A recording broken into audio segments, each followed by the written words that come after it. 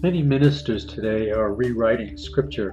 They're under pressure from the political activists of gender politics. So the image and likeness of God may be different than you're being led to believe.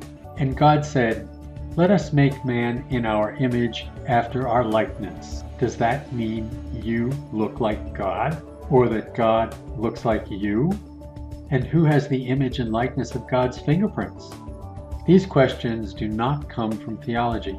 They come from gender politics. And political propaganda has the uncanny ability to turn ordinary and settled matters into absurd issues. And so you have sincere men and women who pray to the image and likeness of God our Father, and equally sincere people who pray to the image and likeness of God our Mother, and sincere people who pray to the image and likeness of God our Father and Mother.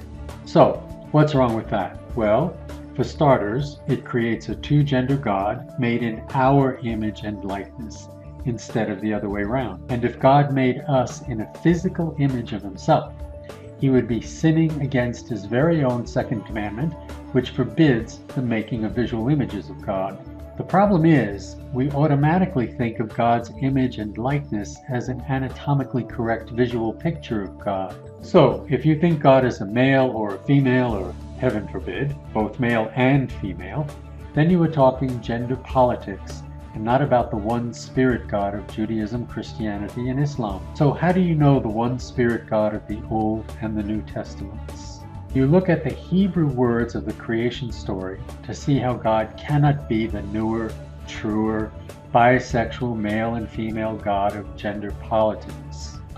And you only have to understand 3 Hebrew words to grasp the fact that God is genderless.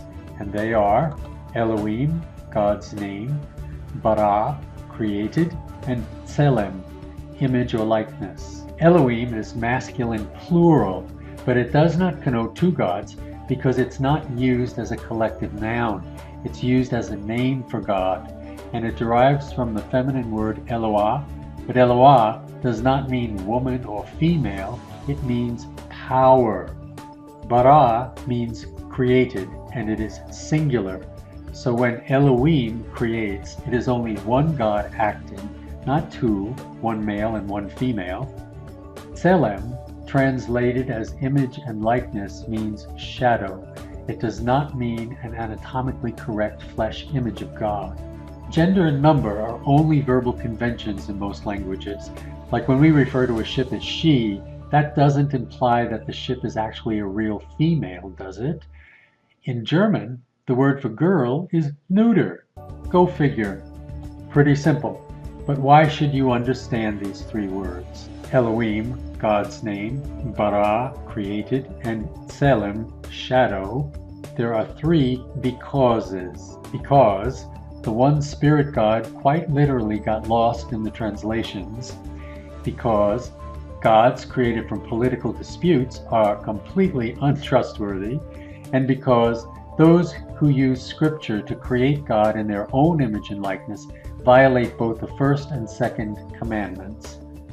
So, to reacquaint yourself or your ministry with the trustworthy God of creation, who does not conform to our political or physical image and likeness, go to www.boundariesforeffectiveministry.org/imageandlikeness.html, and note that there are dashes between each of the words. So we'll see you there.